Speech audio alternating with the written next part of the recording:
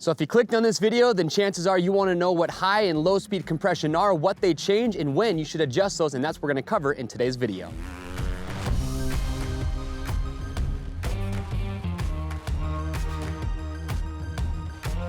All right, everyone, thanks for checking in. I am Chase here at Rocky Mountain ATV, and today we're talking all about high and low speed compression on the shock on your motorcycle. Now, it's no secret that most riders, when they adjust their suspension on the shock, they either adjust the compression or the rebound, but most riders never touch their high-speed compression. And you know, really the biggest reason is just because people don't understand it that well. So we're gonna talk about that in this video today. A lot of riders might think their suspension is too soft in the shock or too stiff, and they'll make adjustments with the compression, but they never actually touch the high-speed compression. And chances are, a lot of times, a simple twist of that high-speed adjuster can fix the issues that you're having. You just have to remember that low and high-speed compression, they go hand in hand, so you want to utilize both. You don't want to just do all your compression adjustments and not touch your high speed. Now, the great thing about suspension is you can always go back to your base setting. And when it comes to compression and rebound, we have a great video on that as well. So if you're trying to dial in your whole suspension setup when we're done here, give that a watch. But before you get started and you make any adjustments, the important thing is have a base. You want to make sure you know where you're starting. So either look at your owner's manual if you're not sure, or you can ask your suspension tech and they'll tell you what your base settings are. That way, no matter what changes you make, whether you make a change and you don't like it, or you just forget what changes you've already made to the bike, you can always go back and start over. That's just going to give you some peace of mind, but don't be afraid to adjust your suspension and see what it does. So before we dive too far into this video, let's just real quickly cover the basics of your shock anatomy and where your low and high speed adjusters are. So your low speed adjuster, and again, this could be different depending on what shock you have, but on most bikes, when you look at your shock up here at the top, your low speed adjuster is going to be the clicker that you use a flat blade screwdriver for. Your high speed adjuster is going to be these outer nuts. You know, normally it's going to be either a 14, a 15, or a 17 millimeter. That is your high speed. It's also important to know that when you're adjusting your low speed, okay, that's going to be in clicks. You're going to feel a click, and sometimes if it's quiet enough, you can hear it click as well. But with your high-speed adjuster, it's not going to click. It's actually just a smooth motion. And when we talk about high speed, you're going to hear us say either a half turn, a quarter turn, or even eighth of a turn. So they're going to be adjusted a little bit differently. But on both of these, if you go in or clockwise, that's going to be stiffening those up. If you go counterclockwise, that's going to be softening those up.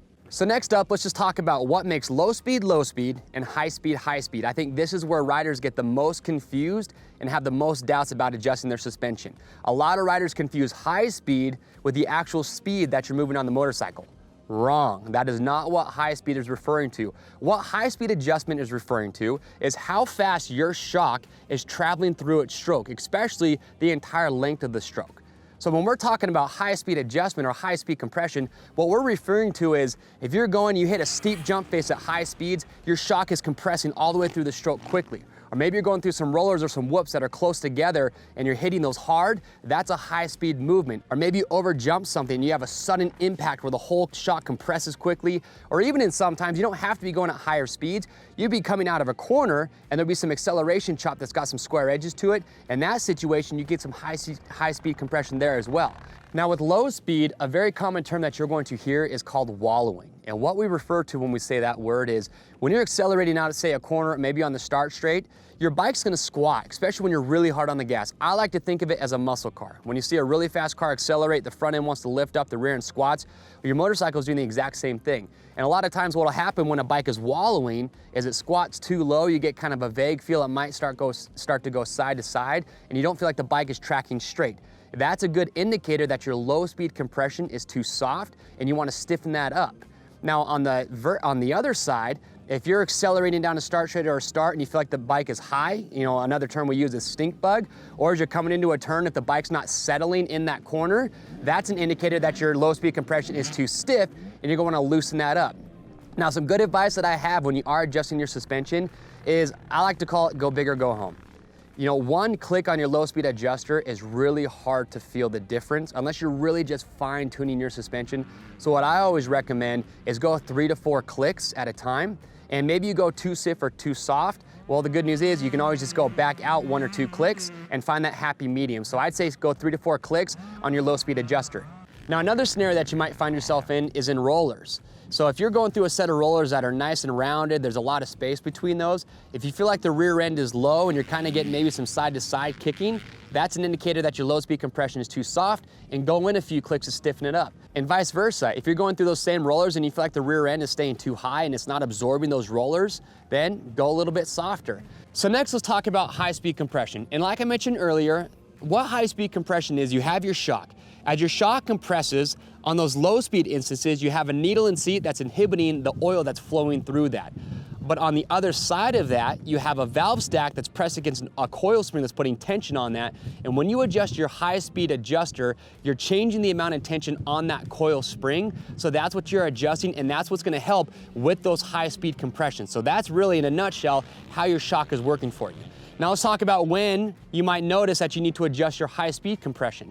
If you're going on a track or wherever it is that you're riding, if you're going through some rollers that are close together, maybe square edgy, and you feel like the rear end is too low and it's packing, maybe you're getting a kick from side to side, that's an indicator that your high speed compression is too soft. Or if you hit an abrupt face on a jump, and you feel like you're blowing through the stroke and it's bottoming, or you come off a jump, you over jump it, you come down hard, you're blowing right through the stroke, those are indicators that you're too soft and you want to go stiffer on the high speed. Now on the flip side of that, if you go off a jump and you land and you feel like you're not utilizing the entire stroke, or maybe you're coming over some big braking bumps at a high speed, and the first braking bump that you hit, you get a bad kick, or maybe the bike wants to just deflect, that's an indicator that you're too stiff. In that case, you want to go a little bit softer on your high speed compression. Now, one other scenario where your high speed compression might be too stiff is if you're coming out of a corner and you have some square edge bumps, and as you accelerate, you feel like the rear end is really harsh and it's not settling there. That could be an indicator, again, that you're too stiff, and go a little bit softer. Now, as far as the adjustments that you're making with your high speed compression, we talked about your low speed earlier, how I say go 3 to 4 clicks at a time. Your high speed adjuster is a little bit more sensitive than your low speed adjuster, but even still, like I said earlier, you've got a half turn, a quarter turn, an eighth of a turn. I would say to really feel the difference in those adjustments, do a half turn at a time. Because if you go too far, you can always go back just a little bit and find your happy medium and meet right in the middle. But I'd say go half turn, that way you really feel the difference that you're making. The biggest thing here that I'm talking about though, is you have to remember that there are so many variables when it comes to suspension. There's a lot of things that are happening all at once with your shock. And you could have an instance where you have a high speed and a low speed compression going on at the same time. So the best advice that I can give you is just, tinker with things. Try making an adjustment. Start with your compression only. And if that doesn't fix it, go to your high speed compression. Adjust one thing at a time. That way, you know exactly what change you made. And if it doesn't work, you go back and then you try something else. But like I mentioned earlier in this video, you can always go back to your base setting. You can always start over. So if you're not quite sure, if you don't like what's happening, go back and start all over. But these are just kind of some simple ideas and some simple ways for you to know, one, what your high speed and low speed compression do while you're out there riding. And don't be afraid to try and adjust those and see if you can make your bike setup even better, because that's why you want to be able to adjust those, is to get more comfortable and have more fun on your bike. And that's it. Those are kind of the basics of your low and high speed compression, how it works in your shock. And those are just a few examples of helping you know what you might need to adjust. And the best advice I can give is experiment with it. As long as you know what your base is, you got nothing to lose. You can just go back to your base setting and start all over again. And that's the beauty about suspension.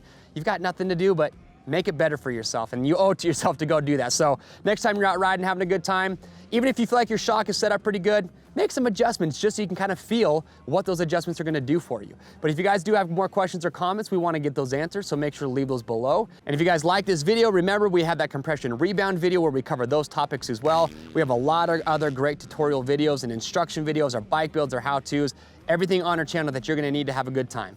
I'm Chase here at Rocky Mountain. We'll see you on the trails.